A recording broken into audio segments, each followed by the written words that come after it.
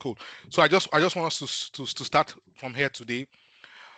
So just imagine you want to buy a new car and you visit a car showroom, and so you meet a salesperson who is acting as the business analyst. So let's just use this practical example that you need a car for your family, and I just want us to see how the BA works. So take you to the next slide. So first of all, the reason why you're buying a car as a business analyst. So I just want to just use the car like when you're brought into a new company. Let's use the car showroom. Once you talk to them, they'll say, okay, what is your problem? What do you need to solve? And you say, okay, you want to buy a car, and they say, okay, how many passengers do you want put in this car? How long do you travel with this car? What type of car is it? Are you going to use it in the city, or you want to just go on long distance? Then they'll ask you your budget. Then again, they'll also ask you your preference. Do you want safety? Do you want fuel efficiency? Let's go back to the last slide, please. Don't jump, please, because it's all important. Technology, performance, the style of the car. So why I'm just talking about this, because I talked about understanding what is in scope and out of scope.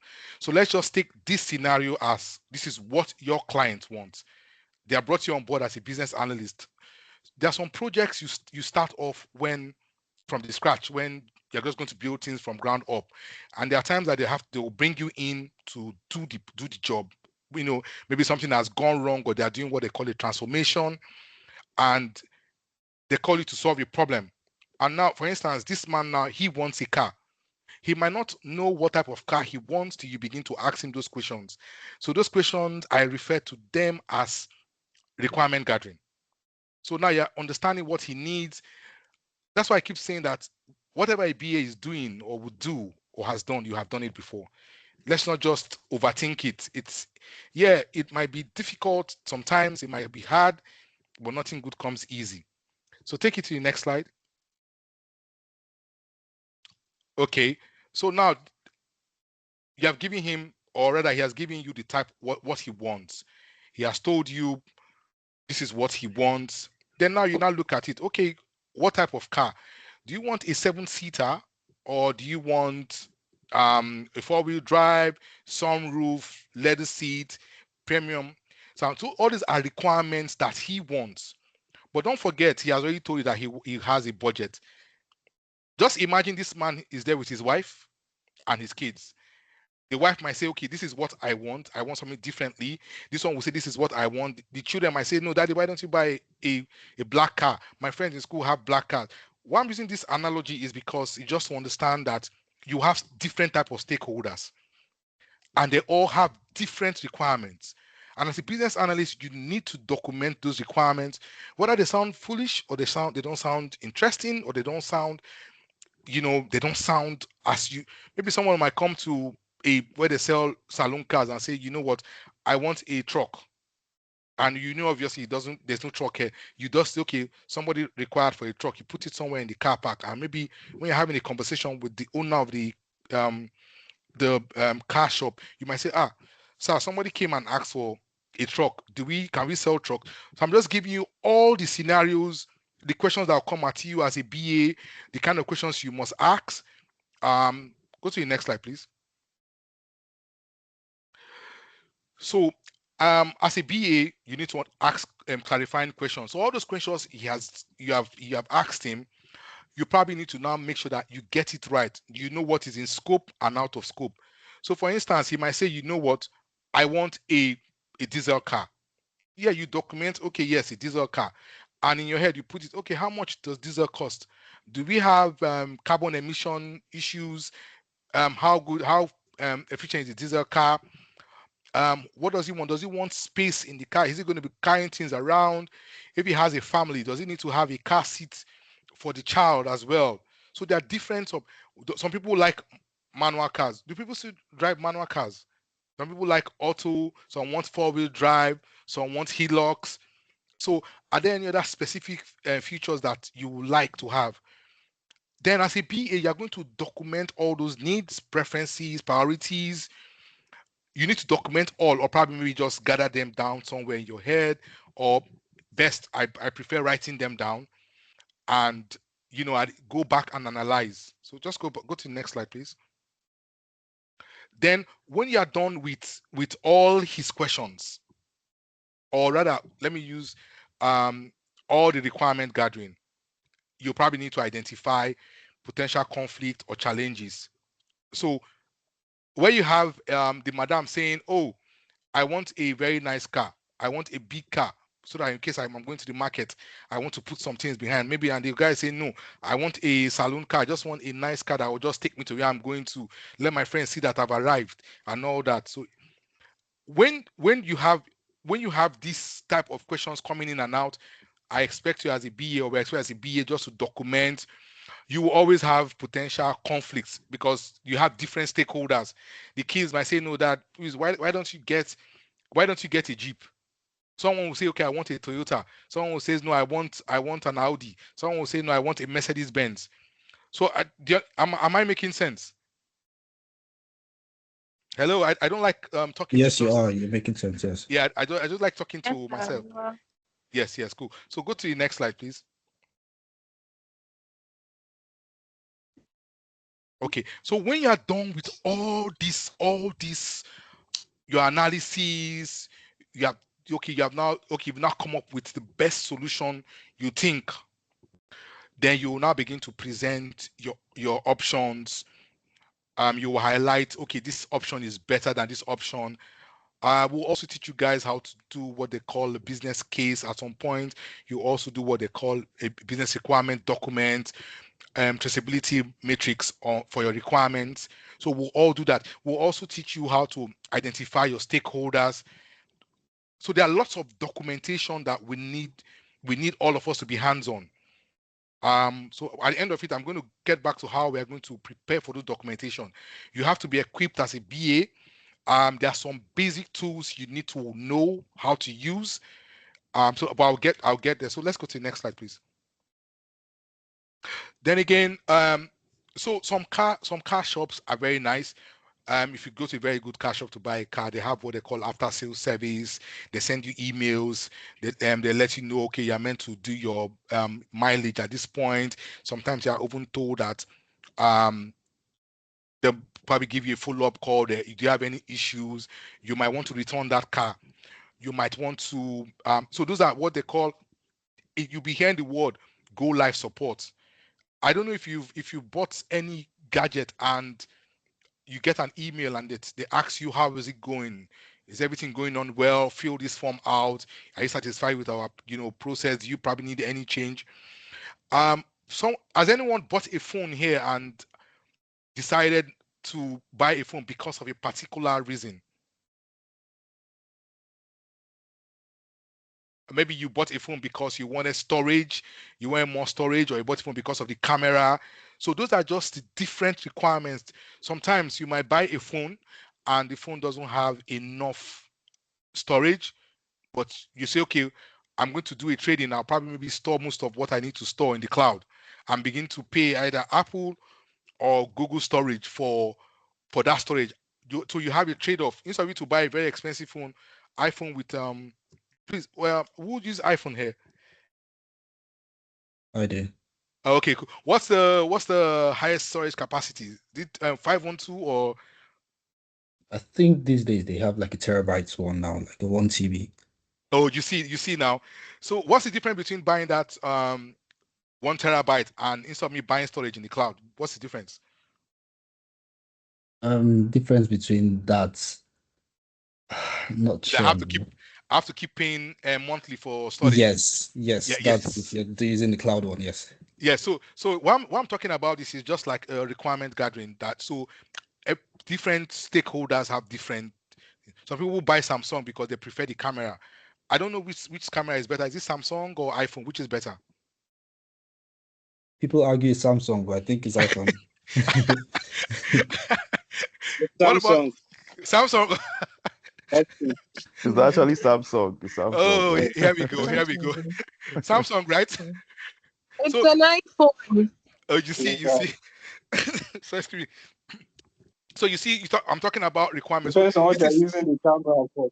Okay, so this is what you're going to have when you are regarding requirements, you're talking to your stakeholders, everybody has an opinion, and everybody's opinion matter. So we won't look down on anybody's opinion. We will ensure that, okay, you know what, I will consider this opinion. Now, what is a must-have? So now sometimes we normally work with our budget. We all know iPhones are expensive. Samsung is also expensive. So I'm just using this analogy to let us understand what a BA would do, what you are called in to do, what you have to do at some point, how. So these requirements we gather, we do not just gather them in the air or just we need to put them down somewhere. Sometimes you probably maybe need to go into a place and there's a process that they do. The last time I talked about a soap manufacturing company where they have to check what process, who does the mixing. So all those are processes. We also talked about prototyping, observing, shadowing. So those are the things that we would look at in retrospect going forward. Let's go to the next slide. So for what I've just explained, I just broke it down into the stage, the tools, the techniques, and the skills that you will need as a BA. So, I think the last time I talked about the soft skills and the tech skills of a BA. So we'll begin to see communication, interpersonal skills, empathy. So the first of all, we talked about discover and understand the needs of that man that came to buy a car. One of the things you saw that in the question is directing is active listening to what he's saying. You're questioning him, you're observing. What are the skills you need to do to discover and understand needs? Good communication, because it's a two-way street. Though he talks, you will also ask him questions and all that. Empathy, you listen carefully, you would document those, what you know, you have that human face, because lots of time you are going to be dealing with people that won't change and they might be resistant to change. For that car, you might find out that the wife is also telling the man, no, you buy this. Why don't you buy this one? This is what my friend's wife, this is what my mate is using. How can you buy this car? Your first car was what? Do you understand? The kids will also come with. So you need to listen to everybody's opinion. So analyze and define requirements. So we just talked about the iPhone and Samsung, cost benefit analysis, market standard research. What's the best phone out there? What's the highest selling phone? The most users between these two, iPhone and Samsung? Who has more users? A lot of people will argue and say it's Samsung, but Samsung, once your screens break, it's all over. It's very expensive to fix your screen. iPhone, I don't know what's wrong. I never use an iPhone. I don't like it. So iPhone is sorry. I'm sorry. I apologize. So you need to analytical thinking, problem solving, decision making, domain knowledge, which is very important. We'll also get to that. During the course of this program, we would introduce different types of domains, and would just guide you all into different domains.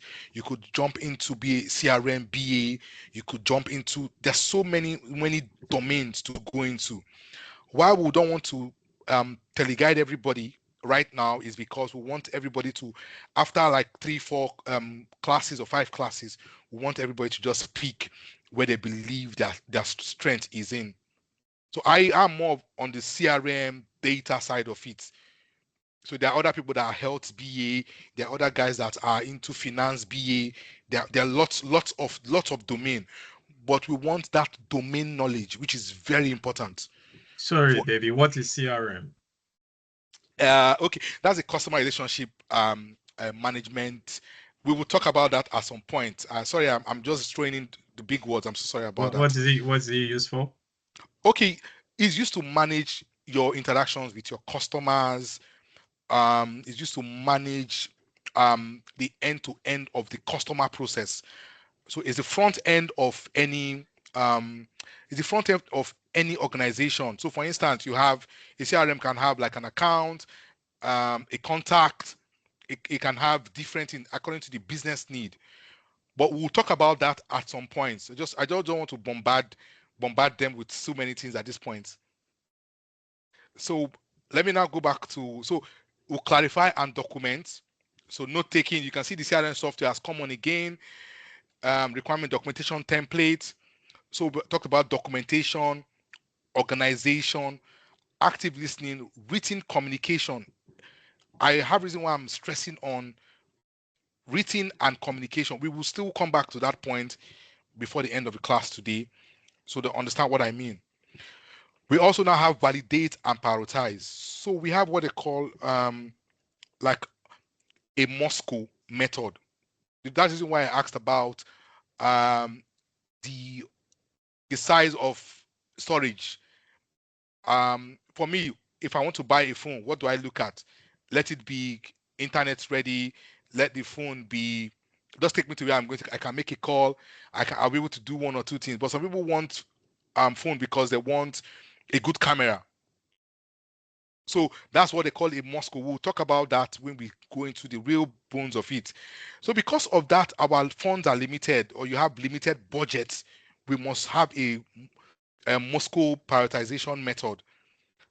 I want to buy a Samsung, but I cannot afford to buy Samsung S25 Ultra. Okay, what was my budget, or what's my need? I just want a phone that has a camera, clear camera, good storage. Will I be able to transfer data from this? Can I receive data from one place to another without issues? So those are the things I just look at when I'm buying a phone. So that's where I talk about to prioritize. Then I will negotiate within myself. So let's going back to the car issue now. The husband and wife will now begin to argue in front. Okay, why don't we just take a car that fits? Or okay, let's get a family car. And they might negotiate and say, okay, that's going to be is going to be okay. As a BA, you might have stakeholders with different views. Sometimes you might have to bring both of them into the same room and negotiate a trade-off. Maybe the man wants to see a particular future on the solution they are building. Very soon you begin to hear future, solution, you begin to hear all those words, and you have to negotiate and say, okay, let me give you an example. We're building a website, and somebody says he wants to see a particular banner on the website, and maybe the guys at the back end are saying that there's no space to put that particular banner. So when I mean a banner, it means, for instance, you could just see a contact form, and the team is saying, no, we want that contact form because we need the contact form so as to help our marketing team get capture contact. So in case somebody comes to your website and does fills a form, they want that contact form there. Someone will say, okay, we need we don't want that contact form. Put our email and let them send us an email. So you might have all those arguments back and forth as a BA. Sometimes it might not be your what's it called, your duty to resolve it. Your own is just to put it together and let them decide on what they want, while you will put in a little bit of pressure because you know where the business impact will be. Last class I talked about the business impact, which is very important. That's what we all look at. What's the benefit to the business at the end of the day? And we align that with the business objective or the project brief or the project mandate. So let's look at present and recommend. So presentation skills, product demos, presentation skills, we will come to that shortly as well.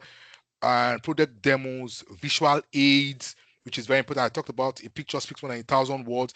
There are times that you probably want to do, probably transfer knowledge to a team that they are not very technical. You might probably be constrained to only use visual aids like images, modern day, just something that they can relate to easily. So with all this, you're going to use the skills you need is communication, persuasion, product knowledge, again, then support and follow-up, which is very important. That CRM that someone asked about, you can use that to manage your customer, where you can fill in, maybe the person has bought a product from you or your team. You probably need a feedback, so you can actually just put it in that CRM as a reminder. Some CRMs do what they call an automatic. Have you ever how the word is, have you ever raised a ticket or a request, or probably maybe had an issue with any you probably have an issue with the product you bought, and they send back to you after they finish resolving the issue. They send back to you a form immediately for you to tell us how they were satisfied, how you were satisfied. Did it meet your service? Did it meet what you the service meets meet what you requested for? Are you okay? Is everything fine with you and all that? Have you ever done that before? Yes, I have. Yeah, you've received that kind of survey and given your feedback. Yes. Good. So that is part of also being that's part of your work as a BA, because you are trying to also retain your customers. You probably maybe begin to think in line of how you're going to maintain and also satisfy them. You have to be proactive as a BA, because whatever you are building on, or you're doing, or whatever it is you're doing for the business, it's not just for yourself or the business. They are also doing it for their customer. Remember the last time we talked about customers that were dissatisfied? Maybe their after sales service were very poor. They don't contact you anymore. You don't hear about them anymore. You just, once you are bought from them, you're bought from them, and that's all. I don't think you want to go back there to buy or repeat, do it like a repeat customer. So this is just basically all we're going to do. But I just want us to bring us now to what we're going to look at today. For you to do all this, you need to be equipped to do them. If you do not have tools, you won't be able to function properly. If you notice your recurring words, communication, documentation, communication again, persuasion, written communication. So all these things have to do with different type of tools. And we are so lucky to be, or blessed to be, in this time and age where we have many tools that we can use.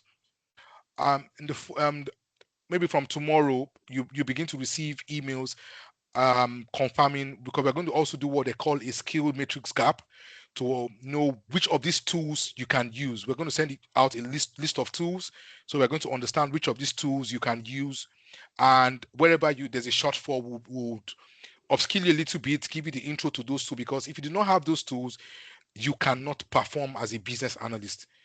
That's why I talked about, we're not just going to just be theoretical and bombard you with too many theory. We'll also give you what they call, will also give you the practical knowledge. So all the tools I use as a BA, we also have some SMEs in Infinix Techs. They will also, come up with little training guides. How many of us are very good in using a Microsoft, which is is a Microsoft Office? Let's Microsoft Word. I am. Okay, you are. Clarissa, what about you?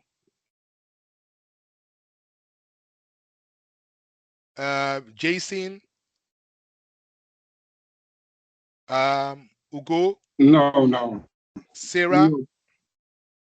Okay, cool. Not to worry, I don't put you on the spot. What I'm asking is because when we send out that skill matrix form, it's just gonna be like just to check everybody's level of these tools.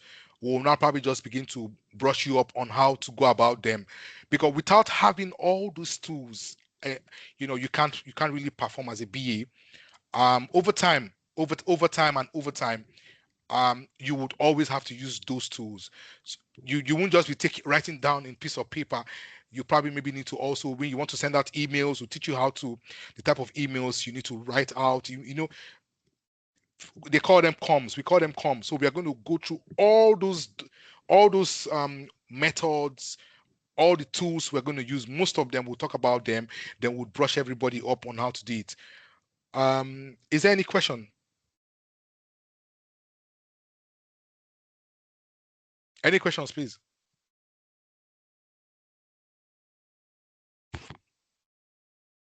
Let me start. Adaku, any question?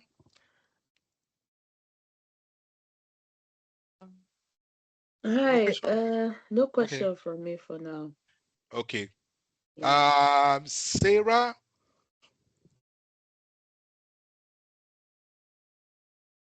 Sarah is not here. Perpetua, any questions?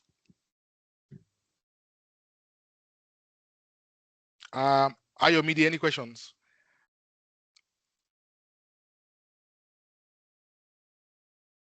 No question. No Okay. question. Thank you. Okay, cool. No problem. Okay, cool. So this is that for today. It's just going to be short, straight to the point. You guys will all have your the skill gap matrix. We will use that just to identify each and every one where they need brushing up, and we would begin to start out on those documentation, because you need to know how to Excel is your basic requirement gathering templates. And I'll also just give time just to maybe Mr. Lucky here, to let him just give us his first experience as a BA, so you understand why we are jumping in on this tooling, which is very, very important. Who has a question? Clarissa. Okay, cool. Go for it, please. I'm sorry, Mr. AB. I wanted to ask if we could get a copy of the slides after the training. Yeah, yes. We'll get back to you on this. Okay, you want the slides, right? Okay, we'll get back to you on it. Not to worry. Yeah, sure. Okay. Thanks. Mr. Lucky, are you ready to go? Yeah. Thank you, AB. Thank you so much. And that was good.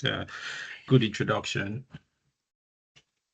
So as AB mentioned, we are starting with more of our introduction into what business analysis is and what business analysis entails. There's a much broader aspect to business analysis. So I'll start with the relevance of business analysis and relevance of business analysts.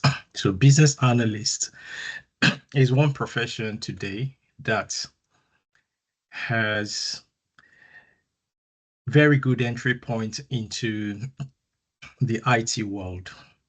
And we all know today that IT is the way forward.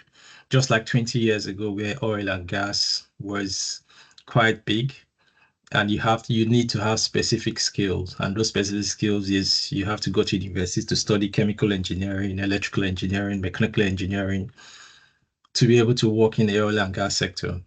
But that trend has actually shifted. He's moved to IT. IT now has very lucrative wages, and I think the most lucrative aspect of IT is the ability for people to work remotely. And with IT, with that innovation in IT over the last 20 years, I think India has done quite a lot of keying into IT, and big organizations in America, Canada, UK, in the Western world. So what they have been doing in the last 10 years and what they will continue to do in the next 10 years from now is to actually look for so-called cheap labor. Not that cheap, but it saves organization money from cutting costs of employing 200 people, and on one project they'll probably have 30 people on one project who come into the office. And we are going through a global economic inflation. So there's inflation all over the world, not just Africa, but in the Western world. So organizations are trying to cut costs. And one of the ways they are cutting costs is to create jobs that are remote jobs. So people don't come into the office that much.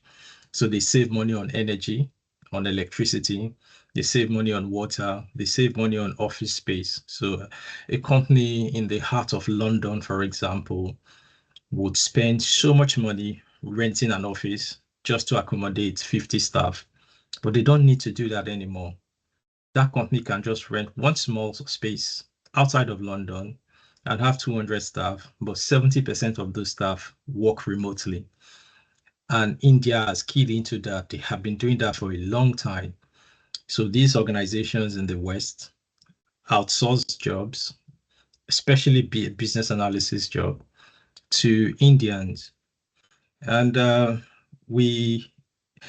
Africa, I'll use Nigeria as an example, have always bragged to have if not the biggest working population in Africa. But what do we do with that? We have very smart people, and unemployment rate is on the high year in, year out, and that will continue to happen as long as there is global inflation. So that trend in IT, for people to be able to be in the comfort of their home to get this IT remote job, I think it's that time where people need to start to do that transition, irrespective of your field.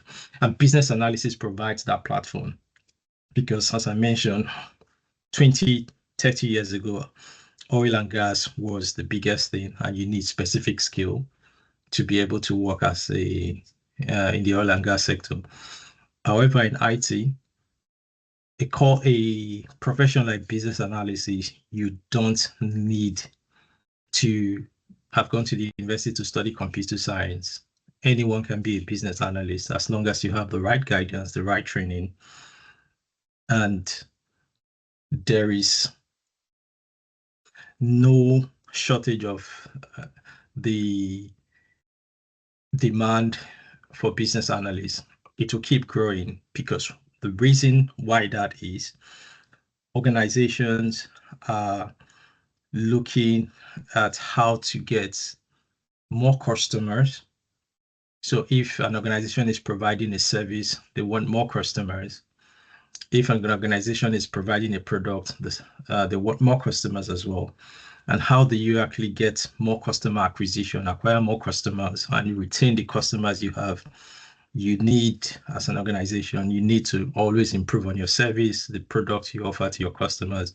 And to do that, you need to do your continuous improvement, as AB has reiterated. You need to get feedback. You need to, from that feedback, improve satisfaction. And these are the areas that business analysts supporting. Upgrading your processes as an organization in order to provide seamless customer experience.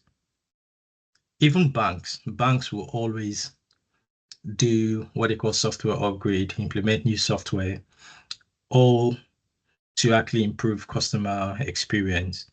And big organizations, to do that, they go through a lot of what you call digital transformation. How do we move from paper processes, go into digital processes? We do a lot of recording of our accounting and recording of our sales, our revenue on paper. Why not we just put it in the software, in a computer, and improve that process? And to do that, they go through that, what you always hear as software development. And many organizations, even small or even startups, if we were to actually start a business today, I think the first area we would want to actually focus on is to have a digital process, a process that is easy and provide that user experience, customer experience. And to do that, every organization would have a project that will support the delivery of that software. And business analysis is in the heart of the delivery of project, the delivery of software. So as I said, 10 years from now, business analysts would be in demand. There is AI, you have ChatGPT, which has actually simplified the work a business analyst would do. So AB has talked about documentation, communication, prioritization.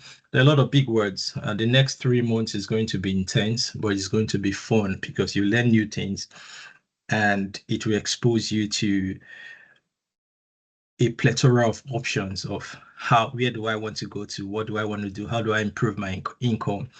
and expose you to how you communicate with people as well, because one of the strongest strength of a business analyst is communication.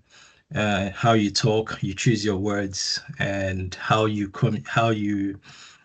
not just verbal communication, but written communication, how you write emails. So even for civil servants who actually would do memo for their directors, the way you write memos will change. The way you write emails would change. So AI is there to actually guide business analysts. So we are also incorporating a lot of tools to help this journey to be as seamless and smooth as possible and enjoyable. So it's going to be interesting. And I'll just wrap up with an example. My journey I started off as doing some business analysis work. And I remember my first business analysis job. I came into the company and I was given a task because the company was a startup who all of a sudden their product was in high demand. Besides having a lot of customers, and the company just grew exponentially, they didn't actually have the structure to be able to manage that growth. So they were struggling with customers coming in and leaving. So they have a very disorganized discount process. So people were joining the company because of the discount, and once the discount period ends, customer would just leave the organization. So they decided to do what you call a marketing campaign, and they needed a business analyst to come on board to help them do some analysis on marketing campaign and what would be the best approach for them to be able to start to increase the acquiring customer, or retain the customers they had at the time. So they had a very limited budget, a small budget. So they just needed someone who is very creative. So I came on board, and there were still a lot of things I was still trying to understand about business analysis. So this was many years ago. And my first task was to do what you call a market opportunity analysis. It was the first time I heard that word, and I was like, my goodness, there was nothing like AI. What is market opportunity analysis? Those were big words. I was calling a lot of people. I was scouring the internet to get templates. And when it comes to templates, this is what Infinix Tech Lab do so well. We support you after the project, after the training, and when you get a job, in your job, we'll have multiple templates so you don't have to actually worry. So I didn't have any template. I didn't have anyone to support me. And I took a step back and started to think like a business analyst. Saying, this is what I do this every day. If I'm traveling and I find myself in a new place, what I do is ask people questions. I'm going to this direction. Am I on the right track? Can you actually give me a direction? I'll always ask questions, and that's the increasing nature of a business analyst, because it helps you it gives you a guide, and it helps you to be able to define what you think your business needs. And from a personal perspective, asking questions it will give me that sense check to know whether I am in the right course or not. So I took a step back and I broke that word, market opportunity analysis. Market. The company wants to go into new markets. They want to increase sales. And opportunity. Opportunity is, how do you find opportunity? Sometimes you don't wait for opportunity to come to you. You go out there and find the opportunity. So I pieced that together and I started to ask the right question to Google. So what does market opportunity mean? To be able to understand where the organization have the biggest share capital. So in a city, in maybe across 4 or 5 cities, the organization have more customers than their competitors, or they have less customers than their competitors. So I started to really understand this is what they've asked me to do. And to actually support the analysis, I looked at who are their closest rivals, who are their competitors in the market, and I identified like 6 competitors. And I looked at the top 3 who were doing so well. You know, they had big market shares in different cities. And my organization at the time they were preparing to go into 2 of the biggest cities. So I sat down, looked at all the 6 rivals, the competitors, look at how many customers have they got in this city against my organization. And at the end of the day, I realized that the cities my organization had actually earmarked as the first cities they will go. They will actually start their market campaign, where cities they already had the biggest customers. They were leaders in those cities, so they were just going to waste money. So I did the analysis and I was able to put that in proper word. And AB has mentioned Excel, Microsoft Word document, and I was able to actually put that together. I used Excel to do tables to show you have 6 competitors, major competitors. 2 of them are very big, and these are the 2 we should actually be looking at, where they are doing so well in the different city and what they are doing. So I was able to put some what you call criteria. So they are big because they are spending so much money in marketing. They are big because the software they are offering on their service is much better than ours. So I put some reasons why they are doing so well in those cities and why we are not, and why we are doing so well in some cities and they are not. And at the end of the day, the organization was impressed. It saved them so much money. Otherwise, they would have gone into a city that they already the leaders, they had more customers than the rivals or the competitors. And then they started focusing on the cities that they didn't do well at the time. And the marketing campaign went so well because of that analysis. All it took was just take a step back, try to understand the word, what is market opportunity analysis?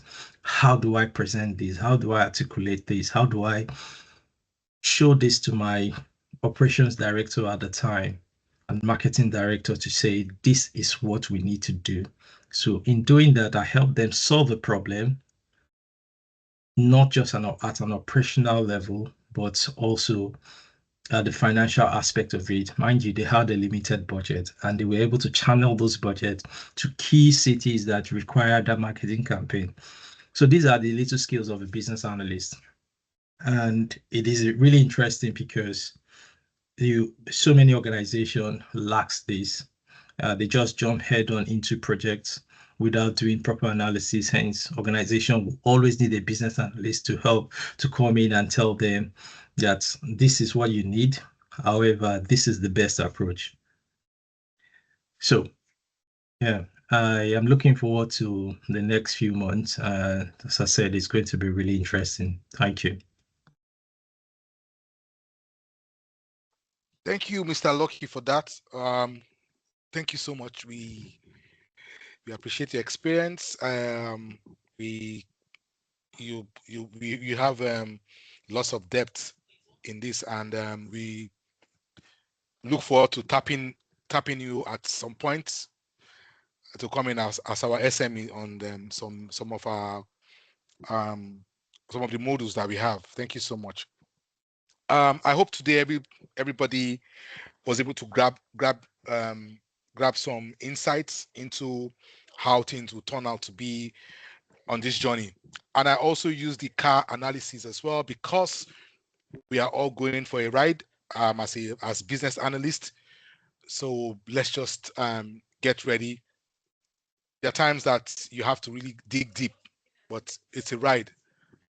So thank you for today. I appreciate and do have a wonderful evening.